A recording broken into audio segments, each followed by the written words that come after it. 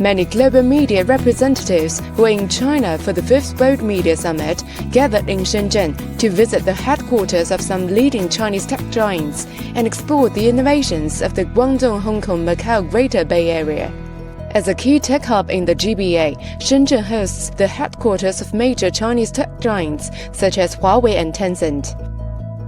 Quite modernized, I must say. Within everything that I've seen, the technology I've seen thus far is quite amazing. I think every year when I come back to visit China, I see a lot of improvement, a lot of new things happening. And this is a very good thing, I think, especially in the industry of media. We have the industry of media, it's an industry that are improving every seconds, every minutes. There's a new technology, new communication way or communication technology. The best thing I think that we share, like in our country and also China, it's the openness for people and trying to help people to develop.